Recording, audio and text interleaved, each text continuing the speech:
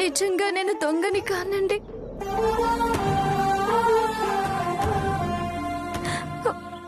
కన్నయ్య మీద ఒట్టండి. ఐశ్వర్య, కన్నయ్య మీద ఒట్టేసింది కదా పాపం, వదిలే. ఏం వదిలేయమంటారు? ఈ విషయాన్ని ఇంతటితో వదిలేయమంటారా, లేక ఈ చెప్పుల్ని ఇక్కడే వదిలేయమంటారా? ఎంతో ఇష్టపడి కొన్నాను, 10,000 పోసి. ఈ అలగా మనుషులు మురికి చేతులతో పట్టుకునే చెప్పుల్ని మళ్ళీ నేను ఎలా వేసుకోవాలి? కావాలంటే వీటిని కడిగిస్తానండి, బాగా శుభ్రంగా కడిగిస్తాను. అయ్యో, ఏయ్ ఏయ్,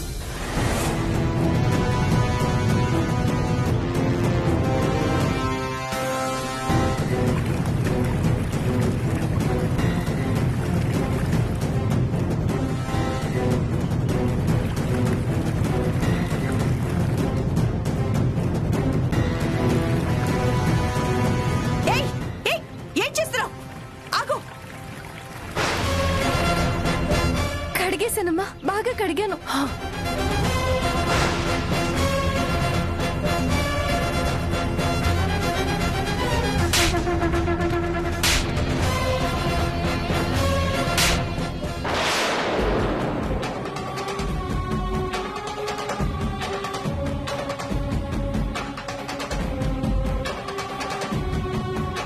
బుద్ధుందా నీకు?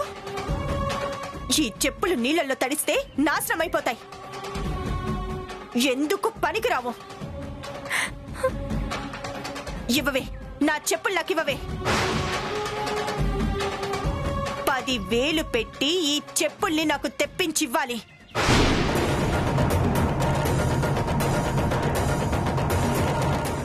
ఏంటి అలా దరిద్రపు మొహాలు వేసుకొని చూస్తున్నారు? నా చెప్పుల్ని నాకు తెప్పించండి. క్షమించండి అమ్మా.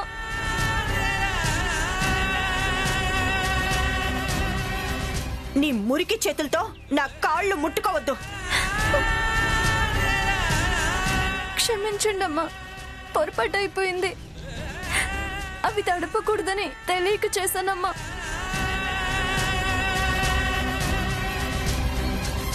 తెలియక చేసిన నా తప్పుని మన్నించండి, మీకు పుణ్యం ఉంటుందమ్మా. అక్క, లే అక్క.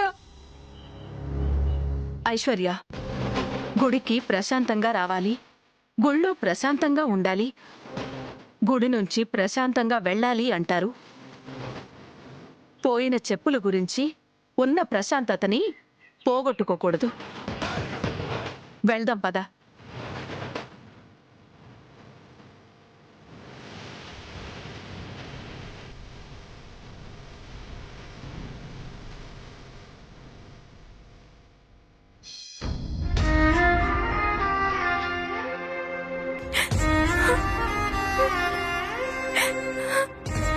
ఊరుకో అక్క.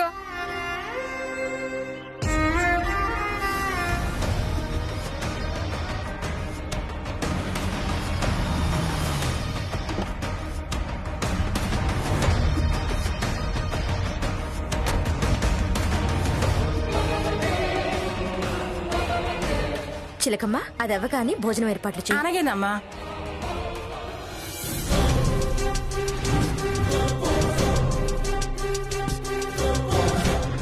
ఏం జరుగుంటుంది?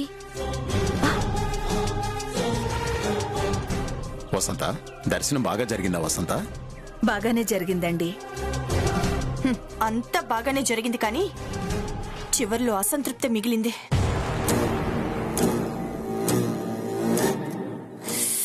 ఏంటమ్మా కుంటున్నావు? ఏం జరిగింది? నా కర్మ కాలిందండి.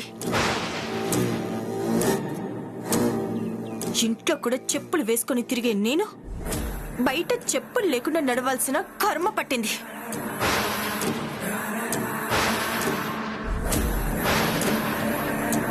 చూడండి, మెత్తటి చెప్పులు వేసుకొని నడవటానికి అలవాటు పడ్డ నా పాదాలు కట్టిక నీళ్ల మీద నడిచేసరికి ఎలా కందిపోయాయో చూడండి.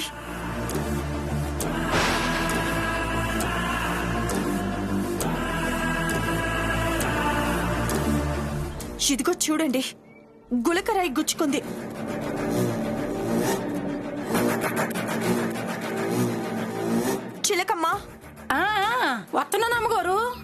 వస్తున్నాను ఏటమ్మ గారు? బకెట్లో వేడి నీళ్లు పోసి పెట్టు, కాళ్ళు పెట్టుకోవాలి. అలాగేనమ్మా.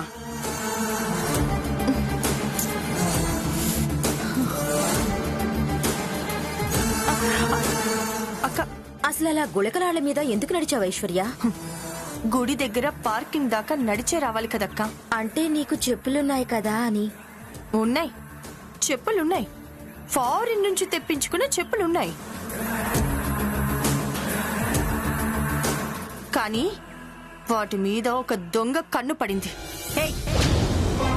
నీలాంటి దొంగల వల్లే కాస్ట్లీ చెప్పులు వేసుకొని గుడికి రావాలన్న భయం వేస్తుంది. ఈ అలగా మనుషులు మురికి చేతులతో పట్టుకుని చెప్పుల్ని మళ్ళీ నేను ఎలా వేసుకోవాలి? కావాలంటే వీటిని కడిగిస్తానండి. అయ్యో! ఏయ్! ఏం చేస్తున్నావ్? ఆగు! కడిగేశానమ్మా, బాగా కడిగాను. బుద్ధుందా నీకు? ఈ చెప్పులు నీళ్ళల్లో తడిస్తే నాశనం అయిపోతాయి. క్షమించండమ్మా. అది జరిగింది. బాధపడక ఐశ్వర్య. గుడికి వెళ్ళినప్పుడు చెప్పులు పోయాయి అంటే శని వదిలిపోయింది అనుకోవాలి, తెలుసా? నేను అప్పట్నుంచి అదే చెప్తున్నాను. కానీ తన బాధ తనది. చూడమ్మా ఐశ్వర్య, గుడికి భక్తులు మాత్రమే కాదమ్మా, ఇలా చెప్పుల దొంగలు కూడా వస్తుంటారు. పట్టించుకోకూడదు. పట్టించుకోకుండా ఎలా ఉంటాను మామయ్య గారు? అవేమన్నా 100 రూపాయలకి 200 రూపాయలకి ప్లాట్ఫామ్ మీద కొన్న చెప్పులా? 10,000 పోసి కొన్న చెప్పులు. ఆ దొంగ వేరే ఎవరో అయ్యుంటే వెంటనే పోలీసుల్ని పిలిపించి అరెస్ట్ చేయించుండేదాన్ని. ఆ నల్లపిల్ల కాబట్టి వదిలేశాను.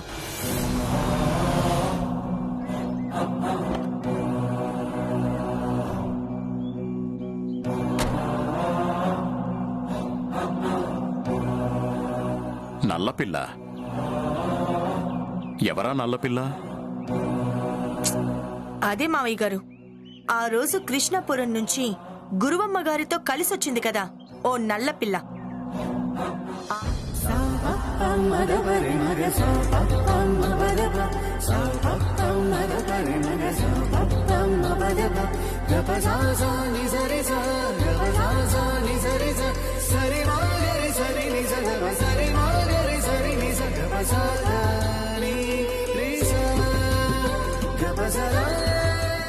ఆ నల్లపిల్లే గుళ్ళో నా చెప్పులు దొంగతనం చేసింది. ఓ, ఆ అమ్మాయి గురించి నా వదిన మాట్లాడేది. అడుగుదాం. పిల్ల మాత్రమే నలుపనుకున్నా, బుద్ధి కూడా నలుపే. ఏంటొదినా? ఎవరి గురించి మాట్లాడుతున్నావు? ఏం జరిగింది? అదే అఖిల్, నేను ఫారిన్ నుంచి తెప్పించుకున్నా. ఐశ్వర్య, జరిగింది ఏదో జరిగిపోయింది, ఇంకా వదిలే. జరిగిపోయిన దాని గురించి కాదు ఇప్పుడు ఆలోచించాల్సింది. జరగాల్సిన వీడి పెళ్లి చూపుల గురించి ఆలోచించండి. ఆ దేవుడి దయ వల్ల సంబంధం ఖాయమైతే తర్వాత జరగాల్సిన పెళ్లి గురించి ఆలోచించాలి. నేను మరిపోనా ఏ బకెట్లో వేసేసినాను. రండి పద. మెల్లగా.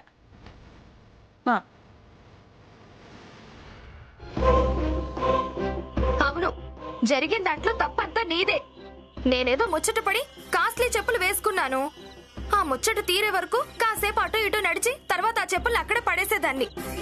ఈ లోపల నువ్వే వచ్చి నేనేదో కొంప మునిగిపోయేంత తప్పు చేసినట్టుగా మాట్లాడడం మొదలు పెట్టావు. వేరే వాళ్ళ చెప్పులు వేసుకోవడం తప్పు, అది ఇది అంటూ నాకు నీతులు చెప్పడం మొదలు పెట్టావు. ఈలోపు వాళ్ళు వచ్చారు, గొడవైంది. అదే నువ్వు కల్పించుకోకుండా ఉంటే గొడవ జరిగేది కాదు కదా. అవునమ్మా, శ్యామ కల్పించుకోకుండా ఉంటే బాగుండేది. ఏమన్నారు అత్తయ్య? శ్యామ కల్పించుకోకుండా ఉంటే బాగుండేది అన్నారా? అవును. ఆహా, ఎంత కాలానికి కోడలి మాటే కరెక్టు, కూతురు చేసిందే తప్పు అని ఒప్పుకున్నారండి. నిజంగానే అది తప్పు చేసిందమ్మా. నువ్వు ఆ చెప్పులు వేసుకుని తిరుగుతున్నప్పుడు తను కల్పించుకోకుండా ఉంటే బాగుండేది.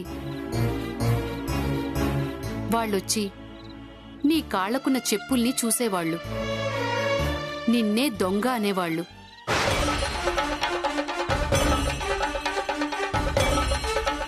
ఆ చెంపదెబ్బేదో నిన్నే కొట్టేవాళ్లు సరిపోయేది. అనవసరంగా నువ్వు చేసిన దానికి శ్యామ బలైపోయింది. హ, అనుకున్నా కోడల్ని సపోర్ట్ చేసినప్పుడే ఇలాంటి కొసమెరిపిస్తారని అనుకున్నా. అమ్మా, ఈ విషయం ఇంకా ఇంతటితో వదిలే. వదిలేక చేసేదేముంది? అదిటి.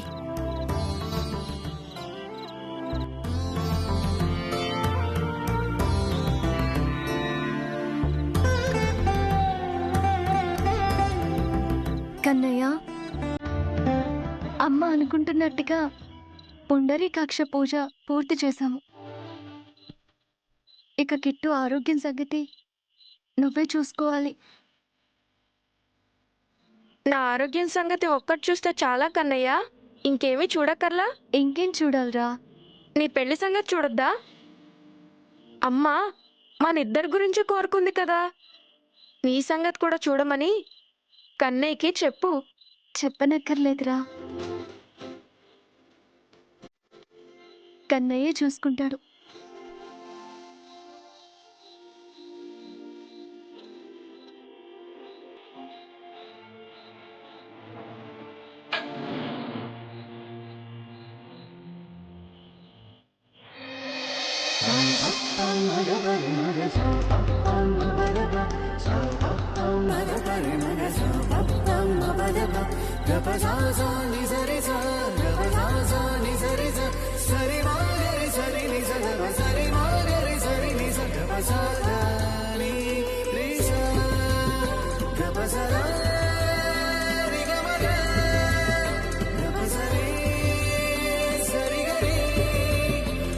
అక్క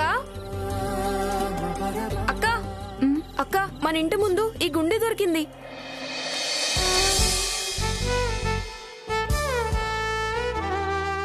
ఇది ఆ చిన్నబాబు గారి గుండీరా. చాలా ఖరీదుంటుందేమో. ఖరీదైన మనుషులకి సంబంధించినవన్నీ ఖరీదుగానే ఉంటాయిరా. జాగ్రత్తగా దాచిపెట్టి వాళ్ళది వాళ్ళకి ఇచ్చేద్దాము.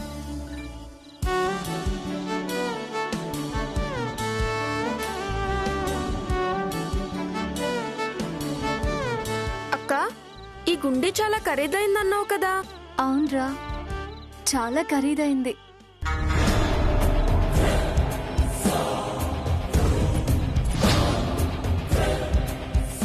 మరిలా సొరుగులో పడేస్తావేంటక్క? అమ్మకి చెప్పి జాగ్రత్తగా దాచిపెట్టాల్సింది. పర్లేదులేరా, మన ఇంట్లో దొంగలెవరున్నారు?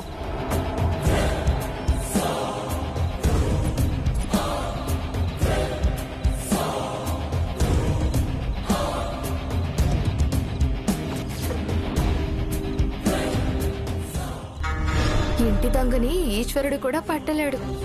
ఆ గుండి ఎవరిదైనా ఈ క్షణం నుంచి మాత్రం నాదే.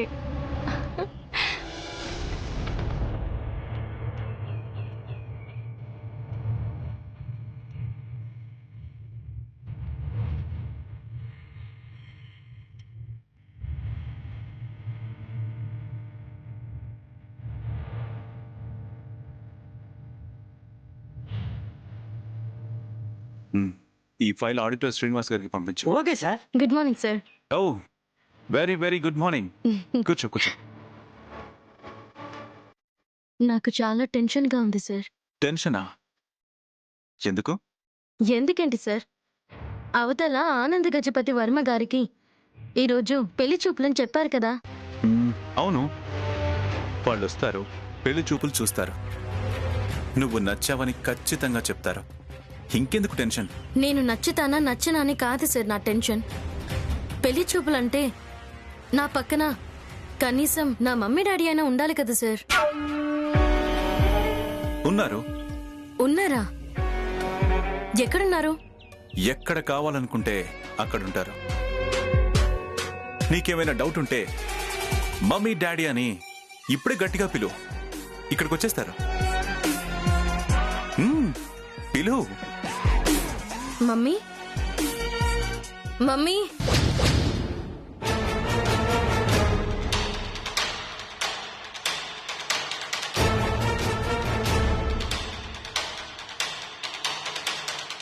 Yes baby I'm your mummy.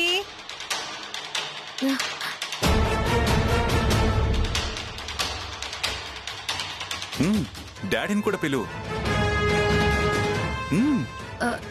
Daddy daddy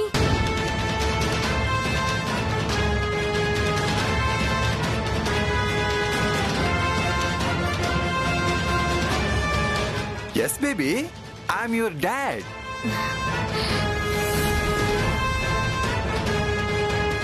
ఇతని పేరు సుబ్బారావు. ప్రస్తుతం ఈ సుబ్బారావు మీ డాడీగా మారిపోతున్నారు కాబట్టి ఇతని పేరుని రాజా జయచంద్రలాగా మారుస్తున్నాను. రాజా జయచంద్ర పేరు చాలా బాగుంది సార్. ఈవిడ పేరు నాగమ్మ. మీ మమ్మీగా మారుతుంది కాబట్టి ఈవిడ పేరుని మణిమాలగా మారుస్తున్నాను. నా పేరు కూడా చాలా బాగుంది సార్. ఎలా ఉన్నారు మీ మమ్మీ డాడీ?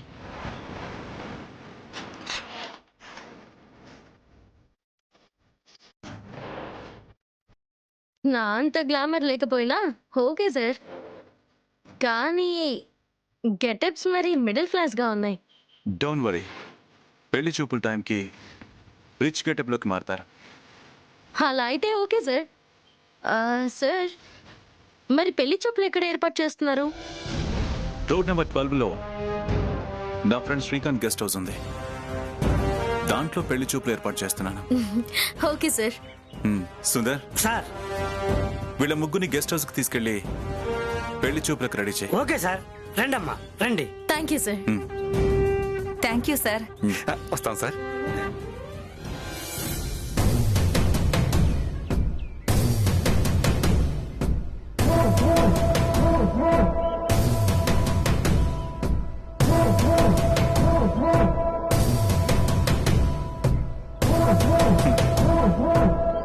తెల్లని కోడలొస్తుందని తెగ ఆరాట పడిపోతున్న ఆనంద గజపతి వర్మ కుటుంబం వచ్చిన కోడలి మొహం చూసి తెల్లబోయి తెల్ల మొహం వేసే టైం దగ్గర పడింది.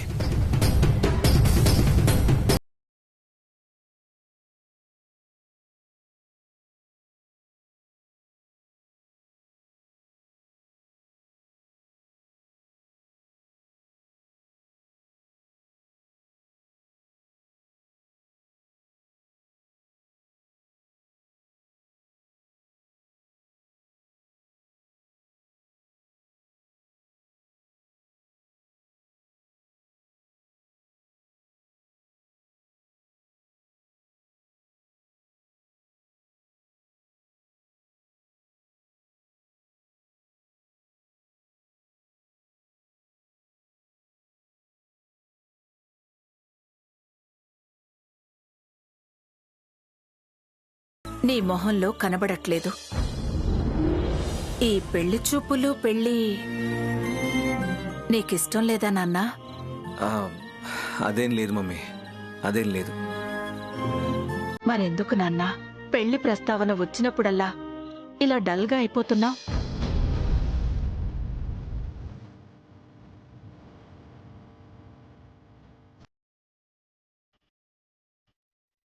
అదే మమ్మీ, నా ఫోబియా సంగతి నీకు తెలుసు కదా.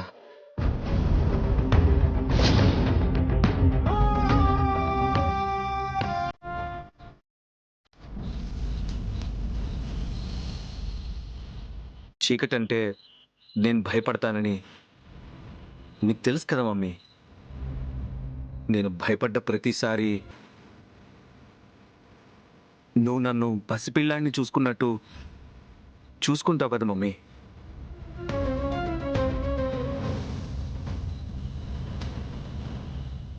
రేపు నాకొచ్చే భార్య నీలాగా నా పరిస్థితిని అర్థం చేసుకుంటుందా లేదా అని నా భయం మమ్మీ. భర్తని ఇలా భయపడే పసిపిల్లలాగా ఏ అమ్మాయి ఊహించుకోలేదు కదా మమ్మీ.